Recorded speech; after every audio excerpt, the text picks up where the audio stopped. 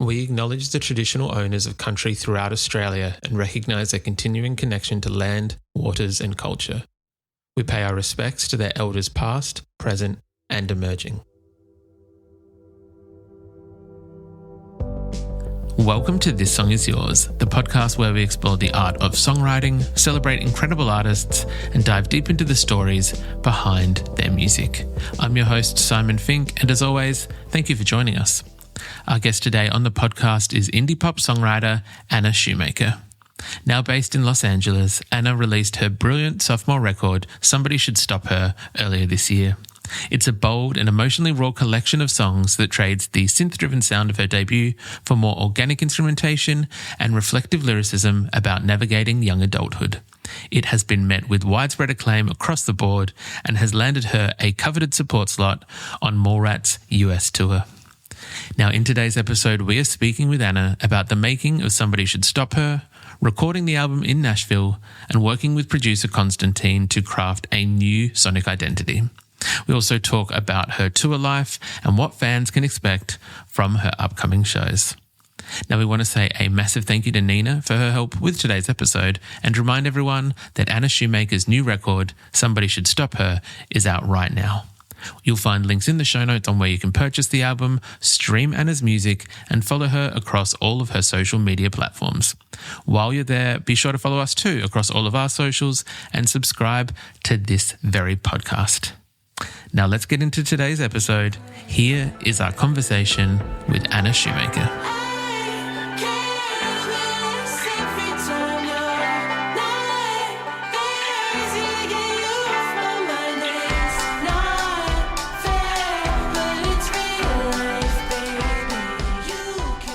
Please welcome to This Song Is Yours, Anna Shoemaker. Anna, hello. How's it going?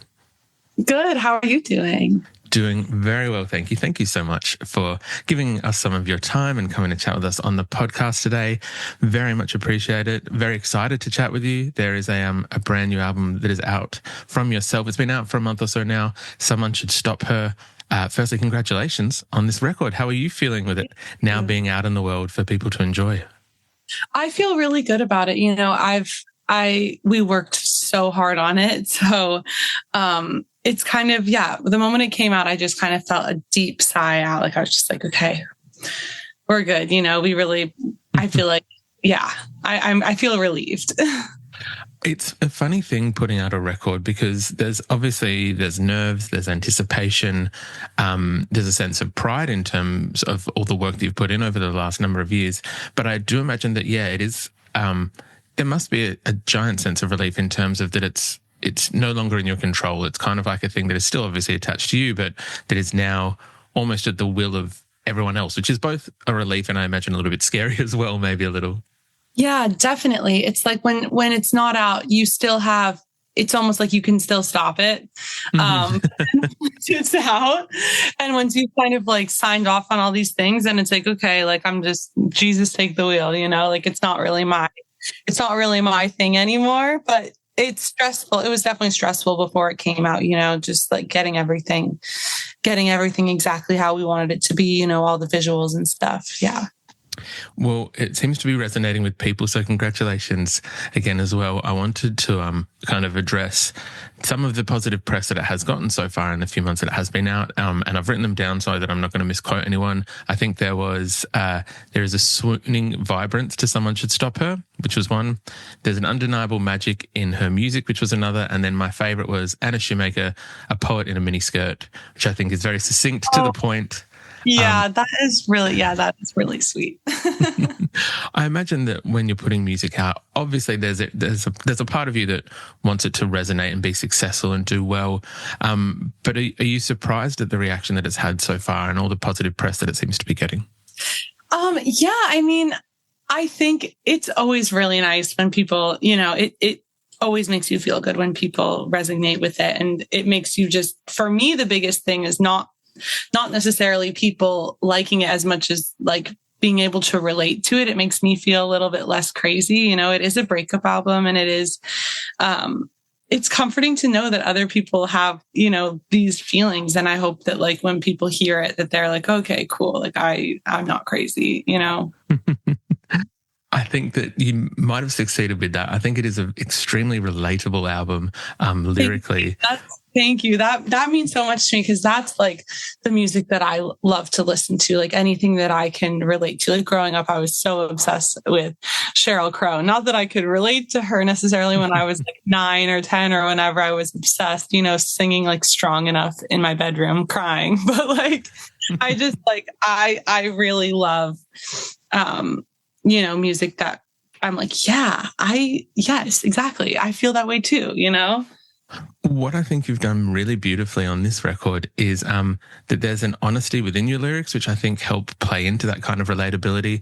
But it's an honesty that is also very of, I think, a generation of both like maybe millennials and Gen Zs, in terms of that.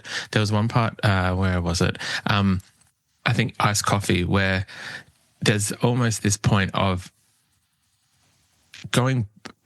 expressing one feeling, then going back on it, and kind of, it's almost this like playing of things in your mind and then expressing that so outwardly, which I know maybe generations before us maybe wouldn't have done that so honestly, which I kind of loved. I think that's where a lot of its power lies. And I'm curious to kind of start our chat today with your honesty within your songwriting, and I guess whether that's always been key to your songwriting, whether you've always felt that is where the power lies in your lyric writing.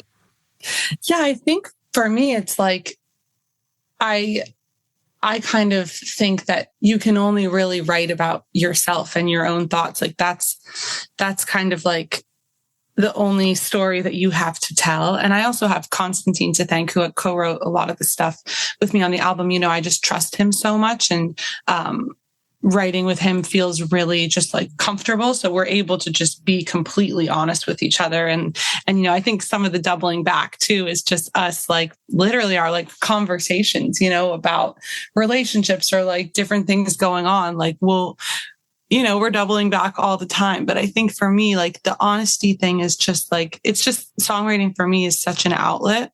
So it's not like I'm necessarily writing to put out music. I'm writing the songs because it's like meaningful to me, 100%. So it's important to be honest, like with yourself.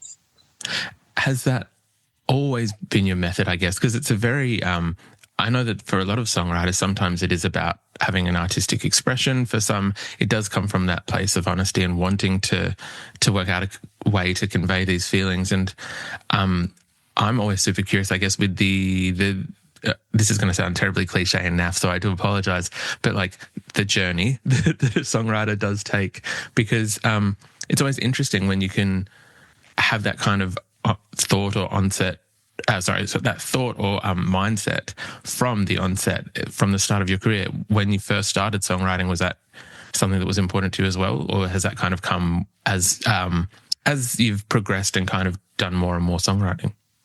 I think it's definitely something that's progressed, and I've definitely learned how to be more me, as I think anyone does when they grow up. But for me, I think songwriting used to be a lot of manifesting. Like, I want to be this person. I want to be confident. I want to be, someone who doesn't care what people think about them. Like my first album, there's, a lot of songs about being really angry and throwing my ex-boyfriend's clothes into the front of the lawn and smashing guitar. And there's a lot of like, kind of these like a little more crazy or distracting things. And I think with this most recent album, I feel like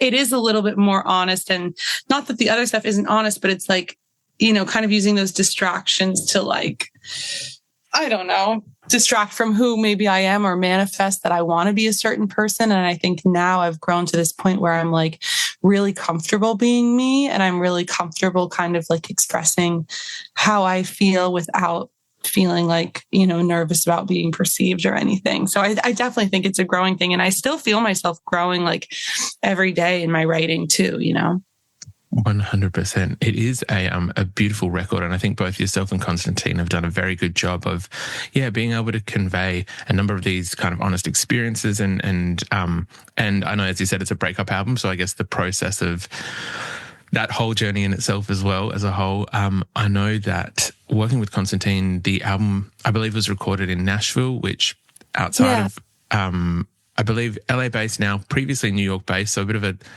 different location altogether. What was that process like of working in the studio? Because I did read in preparation for today that there were some really long days for both of you in trying to get the sound of this exactly right. There were really long days, and we didn't think that was going to happen. We were like, yeah, we're going down to Nashville. Like, we'll get all the songs done. And then we had a set amount of time, as you do, in a studio. And after the first couple of days, we were like, oh, we have to like come in at 8 a.m. tomorrow. Like, this is going to take a little bit longer. But you know what? It was really, really cool doing it in Nashville, because not only is Nashville awesome, but I have no friends there. So it was like doing it in a vacuum, you know, it was just like studio, sleep, coffee. Like it wasn't like how it is in New York and LA, where it's my friends or, you know, my family or my sister, or, you know, even my cat. Like, it was just like very much like studio. Like, we would be recording all day, and then at night, sorry, my cat's going crazy.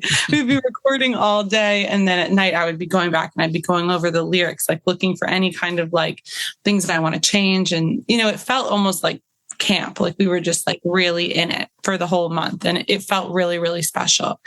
I'm so grateful that we were able to do it all at once in 1 month, because I do feel like that lent to a lot of the glue that we have all over the record, you know, using similar, like the same guitar tones and, you know, the same mics and everything. Like, we kind of really thought all that through. I absolutely love that. I was curious in this record. I know you mentioned the debut record before, Everything Is Fine, parentheses, I'm only on fire.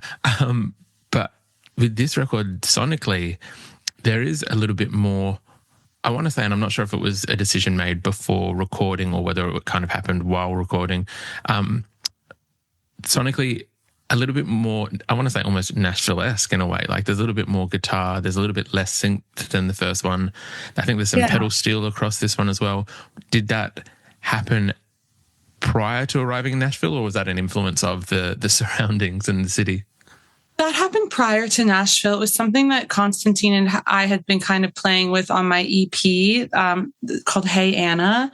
And we had written Holly and Miniskirt, and which are both on the album. And we were like, this feels like me. Like, these songs feel very much like me. And this kind of thing that tends to happen is you write a song and then that becomes the new like North Star.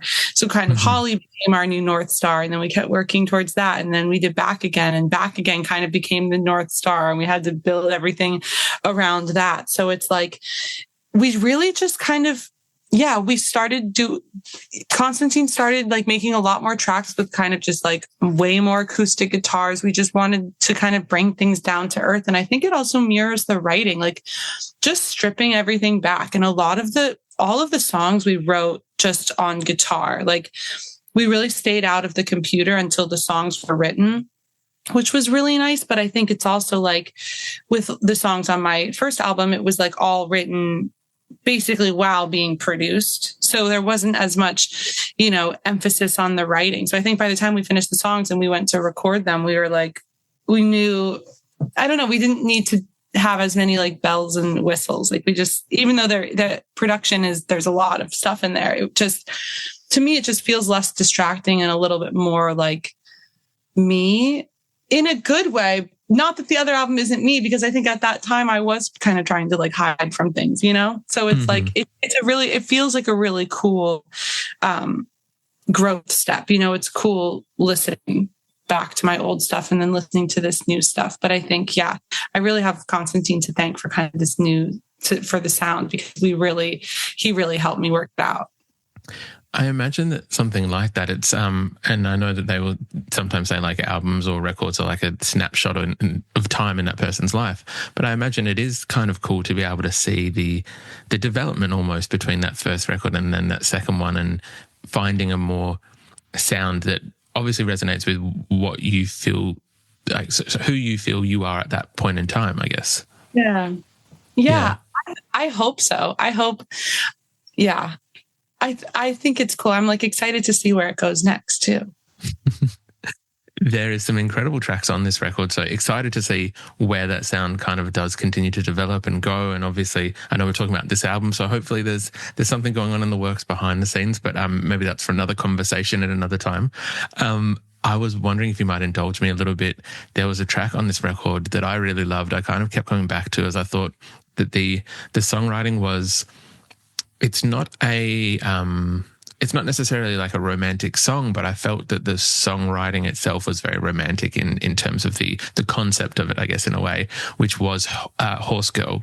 Oh, yeah. This lovely track near the end of the record. It's almost like a kind of acceptance of the things that have happened, but maybe not in a way. And wondering whether you can talk me through how that song was kind of born, or what inspired it, or I guess how you were able to write what is such, like, I feel like an honest song in terms of that we all feel like we've hit that point of acceptance, but then there's always that little buffer that maybe is also there saying maybe not. Yeah, that's for sure one of those manifestation songs where I'm like, this is who I want to be. You know, I want to be the kind of girl that doesn't care, you know. And I think that Horse Girl, I mean, it took so many iterations, and we had so many iterations, and it took so many versions to get it where we finally got it. Because we had that chorus for a while. And yeah, that song to me is really special because it is kind of like, in my mind, it's exactly that. It's a song about kind of accepting what you can't control. And like, yeah, for me, like growing up as a horse girl, it's kind of this thing, like you can't really, I know it sounds corny, but you know, tame a horse really. Like you kind of just have to like let things go and understand that what's not for you isn't going to be for you, even if you want it. But that what you do have control over is yourself. So like if someone destroys you, it's obviously the other person's at fault, but it also, you have to take, you know, accountability for yourself too, for letting yourself stay in that situation, which I think I've been guilty of a lot of times. When you find yourself being able to write something like that, is there any, not maybe fear or trepidation, but I guess nerves in being so vulnerable with subject matter like that? It's interesting because you would think, but then in the moment, we're just writing alone. And it's like not even thinking about release dates or anything. And then by the time it comes around to send stuff to my label or my managers, or like to think about putting it out, it's like I'm so desensitized to it. I've listened to it 100 times. Like I'm like, I don't even know, you know, it's not even really a thing anymore. So it's funny. Yeah. In the moment, sometimes sending it to someone can feel intense. And I'm sure, you know, there are, yeah, it can be jarring for maybe the people that the songs are about, but yeah. I've never thought of that. You've made an extremely strong point there in that I think we forget that although for a first time listener to the track, it might be like, oh my gosh, like what a kind of, vulnerable thing to say, and acknowledging that it is, but also you've been living with these songs for probably 2 years, have probably heard them hundreds and hundreds of times. So for yourself, I imagine, yeah, there is a sense of being desensitized to them. Yeah, for sure. I'm like, yeah. And, you know, just thinking about the album so much, and like when we, you know, talking about it so much, trying to figure out what we want the visuals, trying to figure out what it's about. It's like, it's really cool because it's like, it's all of the songs, it's like my life experiences, but it's just like, they're just these like little memories, you know, and it's like, I've grown so much from this, but it's really cool to kind of be able to have these snapshots of things that like happened in my life that like I can kind of move on from, but like the emotion is still kind of there in a little like time capsule. I that's my favorite thing about writing songs, is that like, they're just these like little images of moments in your life, you know? 100%. Absolutely love that. Wondering, actually, I do want to talk about the fact that you're about to go out on tour, but before we get to touring, I just want to very quickly ask the title of the record. I am very curious where Somebody Should Stop Her has come from, because it could be interpreted in a few different kind of ways. And so I thought, instead of kind of throwing out my thoughts of the interpretation, I might just directly ask the title, where it might have been born from and where it came from. For me, it's kind of a coming of age moment where you're like, am I doing everything right? Like when like when you make a big life decision, like to break up with someone you've been seeing or to quit your job or to do any of these things, and you make these decisions on your own, you're like, is anyone going to tell me that like this, I should do this, I shouldn't do this? And like Someone Should Stop Her came from a line in Game of Thrones where I'm talking about how, I got blackout drunk at my family reunion and told everyone that I was writing a novel. And then in the morning, I overheard everyone being like, someone should stop her from doing that because she's a mess. It's kind of this like weird fantasy of like wanting to overhear your family being like, someone should like really tell her that she should like do something else with her life because like, whatever. But like, no one really does that in your life. Like that's not what happens. I mean, obviously, if you're in a bad place, people will be like, hey, maybe you should figure something else out. But, generally speaking, we're all kind of like just making these decisions and shaping our lives every day. So for me, Someone Should Stop Her came from like kind of just joking. Like, is someone going to tell me to like, I don't know, do something else like that? Am I okay? Is this all good? Like, is this good? Well, in all honesty, and not to kind of go against the title, but what you've been doing so far has kind of led you to the point that you're at now where you're putting out albums. You seem to be doing pretty well. So I think that... Thank you. No, of course. Like, I don't think anyone should stop her in a way. I don't know if that's even... Yeah. I wanted to talk about the tour that you're about to embark on. You've got a number of dates across the US with a friend of this very podcast, the lovely Mallrat. I believe you're going out on tour together, which is super exciting. Wondering for yourself, from this new album, is there a certain track that you're most excited to be playing and kind of showcasing that live arena and setting? I'm very excited to play Mini Skirt, and which is funny to say out loud because it's the hardest one to play for me. So all I do is come playing to my friend Aaron and my other friend Tor. They're coming on tour with me and playing guitar, and I just complain to Aaron every rehearsal. I'm like, this song sucks. Why do we write it like this? Like, whatever. But like, I'm excited to play it because I'm excited to get better at it. And so that one I'm really excited about. And I think we might, try to mess around playing some new ones. I mean, maybe a new one at some point, but I'm really mostly excited for Mini Skirt back again. We're playing basically all new songs. So, I mean, all songs off the album. So I'm really excited. I've never done that before. I've kind of always kept in some of the older ones, but this time around, we're really just doing songs from the album, which is really cool. And we have a cool setup. It's me and a guitar player. And we have some cool stuff going on. I absolutely love that. We're going to make sure that all of the show details and ticket details are in the podcast show notes for today. I imagine that there is something kind of cool, though, in terms of it being the most challenging song to play. It's almost like, I've just reused the word, but it's almost like a fun challenge. It's like a goal in a way to try and like conquer that song to get it to like, where you want it to be. It's masochistic. It's like how I feel something. Look, you're not wrong. You're definitely not wrong in that assessment. Anna, I do have to ask as well. We are an Australian-based podcast, so I might be maybe just trying to manifest anything, maybe putting it out into the universe at some point in support of the record. Maybe this year, maybe next year. Could we maybe expect some Australian dates in support? Oh my gosh, I would love nothing more. Please, someone. Yeah, please. That would be my dream. Any tour promoter, anyone kind of listening to this podcast, please, let's make this happen. Bring Anna to Australia. Yeah, I want to do the, what is it? People like drink out of a shoe? Oh, interesting. We don't usually get many like voluntary people. It's usually like a peer pressure kind of situation. No. There you go. It's so funny. It's an odd tradition that I don't know why that has taken off, and it seems to be something that is just quintessentially Australian, for better or for worse. But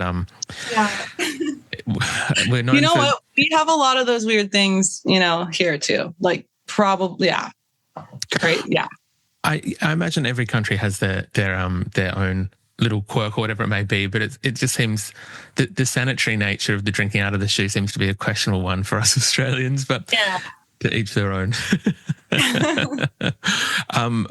Anna, we usually kind of wrap up our conversations asking our guests what they're currently listening to. For yourself, is there anything that is currently on high rotation? Yeah, definitely. Let's see. I've been listening to a lot. I'm always listening to a lot of Howdy. I really like that band. Mm-hmm. And I listen to a good amount of country music. Like I love Tyler Childers, but, right. I would say currently, I don't know. That's a hard question because I've been listening to, I've been listening to this album called I Looked Out by Greg Freeman. Mm-hmm. I've just been listening to kind of that on repeat in my car, to be honest, randomly. All great choices, all like within that kind of country, old country kind of sound. Maybe curious and maybe, again, getting ahead of ourselves in terms of talking about new music, but is that maybe something that will be influencing a future record of yours, maybe delving more into a country Nashville sound? I wonder, I'm like still curious to feel how it's going. I feel like it's not going to be too different from, I'm honestly trying to get better at guitar. So I think anything kind of guitar based, acoustic guitar based is definitely going to be in the future for me. I'm also a huge fan of an artist who's here in LA named Deloitte LZ. He's super cool and he's kind of more country too. Mm-hmm. Love that. Well, look, very excited for whatever kind of influences that may bring. But until that point, we are still going to be enjoying Somebody Should Stop Her. It is the brand new record out from Anna Shoemaker. Anna, thank you for coming onto the podcast. I very much appreciate it. Thank you so much for having me. This was so fun. Any time, you're welcome back. Anytime you'd like. We'll make sure all those tour dates across the US with Mallrat are in the show notes. But again, thank you for coming to chat. Thank you.